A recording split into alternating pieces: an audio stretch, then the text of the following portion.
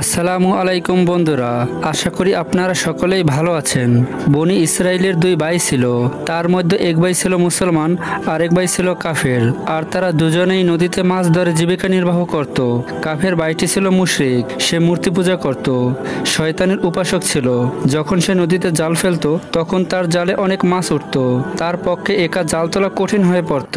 আর এদিকে সেই মুসলমান ব্যক্তি যখন নদীতে জাল ফেলতো তখন একটি কি দুটো মাছ উঠত। আর সে ধৈর্য সহকারে আল্লাহ তাআলার প্রতি শুকরিয়া আদায় করত। সেই মুসলমান ব্যক্তির স্ত্রী প্রতিদিন বাড়ির ছাদে উঠে কাপড় শুকাতো। একদিন হঠাৎ তার স্ত্রী সেই কাফের ভাইয়ের স্ত্রীকে দেখতে পেল, যে সুন্দর কাপড় এবং দামি দামি অলংকার পরেছিল। এই দেখে সেই মুসলমান স্ত্রীর মনে লোভ হলো। তখন সেই কাফেরের স্ত্রী বলল, তুমি তোমার স্বামীকে বোঝাও যাতে তোমার স্বামী আমার স্বামীর মতো মূর্তি পূজা করে, তাহলে তুমিও আমার মতো ধনী হয়ে যাবে, অনেক দামি দামি অলংকার পরতে পারবে। একথা শুনে মুসলমানের স্ত্রী মন খারাপ করে নিচে নেমে আসলো। আর যখন তার স্বামী বাড়ি ফিরে আসলো তখন তার স্ত্রীকে জিজ্ঞেস করলো, তোমার কি হয়েছে, মন খারাপ করে বসে আছো কেন? তখন তার স্ত্রী বলল, আমাকে তালাক দিয়ে দাও, আর তা না হলে তুমি তোমার ভাইয়ের মতো মূর্তির উপাসনা করো। একথা শুনে সেই মুসলমান ব্যক্তি বলল, হে আল্লাহর বান্দি, তোমার কি আল্লাহকে ভয় হয় না? এইরকম কুফরি কথা কিভাবে বলতে পারো? তখন তার স্ত্রী বলল, দয়া করে বেশি কথা বাড়িও না, আমি আর এভাবে ফকিরের মতো জীবনযাপন করতে পারবো না। অন্যদিকে তোমার ভাইয়ের স্ত্রীকে দেখো, কত দামি দামি কাপড় পরে, অলংকার পরে, আর তোমার তো কিছুই নেই। তখন মুসলমান ব্যক্তি বুঝতে পারে তার স্ত্রীকে বুঝিয়ে পারা যাবে না। সান্ত্বনা দিয়ে বলল, আচ্ছা ঠিক আছে, চিন্তা করো না, আমি কাল সকাল থেকে কোনো কারখানায় মজুরি করে তোমার জন্য প্রতিদিন 2টি দিরহাম দিব, আর সেখান থেকে তুমি তোমার প্রয়োজনীয় জিনিসপত্র কিনে নিও। একথা শুনে স্ত্রী কিছুটা শান্ত হলো। পরের দিন সকালে উঠে লোকটি কাজের খোঁজে বেরিয়ে পড়লেন, কিন্তু সে কোনো কাজ পেল না। সেদিন এদিক ওদিক ঘুরে ঘুরে কাজ খুঁজতে থাকে, কিন্তু কেউ কাজ দেয় না। শেষমেশ মন খারাপ করে হতাশ হয়ে সে একটি নদীর তীরে এসে পৌঁছায় এবং আল্লাহর ইবাদত করতে শুরু করে। আর কান্নাকাটি করে রাতে সে বাড়িতে ফিরে আসে। তখন তার স্ত্রী বলল, আজ তুমি সারাদিন কোথায় ছিলে?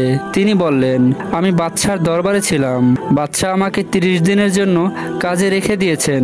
তখন স্ত্রী বলল, এই কাজের বিনিময়ে বাদশা তোমাকে কি দিবেন?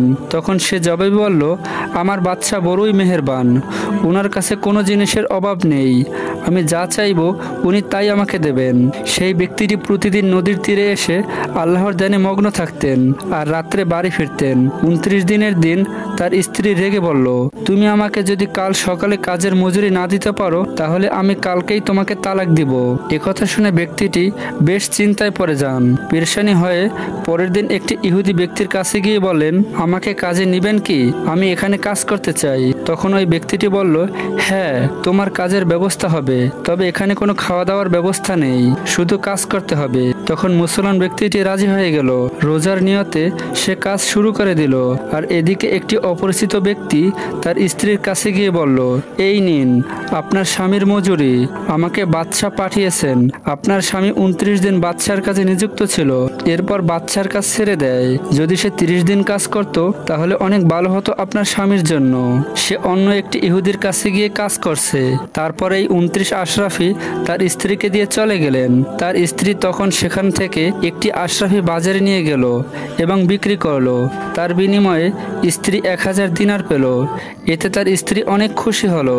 যখন সন্ধ্যায় মুসলমান ব্যক্তি বাড়ি ফিরল তখন তার স্ত্রী বলল, আজ তুমি কোথায় ছিলে? তখন তার স্বামী উত্তর দিল, আজ একটি ইহুদির কাছে কাজ করেছিলাম। স্ত্রী তখন বলল, তুমি বাদশার কাজ ছেড়ে অন্যের কাজ করো কেন? বাদশা তোমার মজুরি সহ 29 আশরাফি পাঠিয়েছেন। স্বামী তার স্ত্রীর মুখে সমস্ত ঘটনা শুনে কান্নায় ভেঙে পড়লেন এবং জ্ঞান হারালেন। যখন জ্ঞান ফিরল তখন তার স্ত্রীকে বললেন, আফসোস, আমি সারা জাহানের বাদশার কাছ থেকে নিজেকে বঞ্চিত করে ফেললাম। এরপর সেই ব্যক্তিটি সবকিছু ত্যাগ করে চলে গেলেন। তারপর সে একটি বনে গিয়ে বাকি জীবনটা আল্লাহর ইবাদতে কাটিয়ে দিলেন।